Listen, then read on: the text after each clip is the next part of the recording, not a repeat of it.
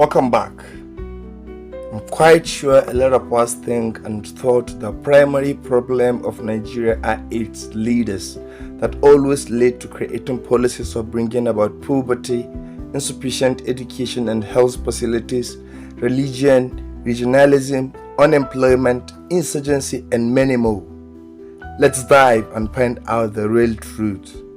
Is what we think true, or there was a hidden agenda behind our suffering? Let me start. Nigeria is usually characterized as a deeply divided state in which major political issues are vigorously, some will say violently, contested along the lines of the complex ethnic, religious, and regional divisions in the country.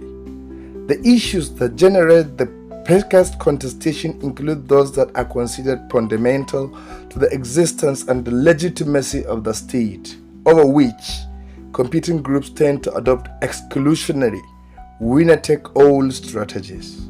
These include the control of state power, resource allocation, and citizenship. As a consequence, deeply divided states tend to be fragile and unstable because, almost by definition, there are fewer points of convergence and consensus among the constituent groups than are required to effectively mitigate or certain the centrifugal forces that tear the society apart. Thus, disintegration, succession, civil strife, civil war, minority agitation, and violent conflicts, all of which would normally be considered aberrant to normal state formation, are quite common threats or actual occurrences in divided states. It is not surprising, therefore, that divided states have devised some of the most innovative and delicate systems of government. Most states practice some variant of the federal solution, with the emphasis on political accommodation and intersegmental balance. The emphasis has made it necessary and expedient to adopt instrumentalities that mitigate the effects of majoritarianism as well as promote inclusion, equity, and distributive justice between the different salient groups. Yet, and despite the precautions taken, divided states remain perennially unstable and many survive on the brink of collapse and disintegration. By virtue of its complex, web of politically salient identities and the history of chronic and seemingly intractable conflicts and instability, Nigeria can be rightly described as one of the most deeply divided states in Africa. From its inception as a colonial state, Nigeria has faced a perennial crisis of territorial or state legitimacy, which has often challenged its effort at national cohesion, democratization, stability, and economic transformation.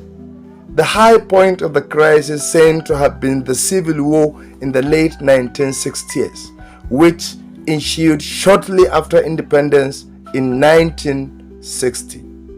However, rather than abate, conflicts have become more or less pervasive and intense in the post-Civil War period, and this integration continues to be contemplated by a aggrieved segment of society as one of the possible ways of resolving the national question.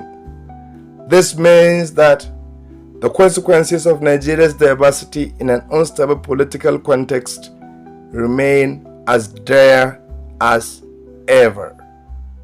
But, contrary to what some overly simplistic analysis of the implications of diversity in Nigeria and other countries suggest, diversity is a necessary but not sufficient condition for conflict. In other words, the very fact that a country has different ethnic, communal, religious, and racial groups does not make division and conflicts inevitable.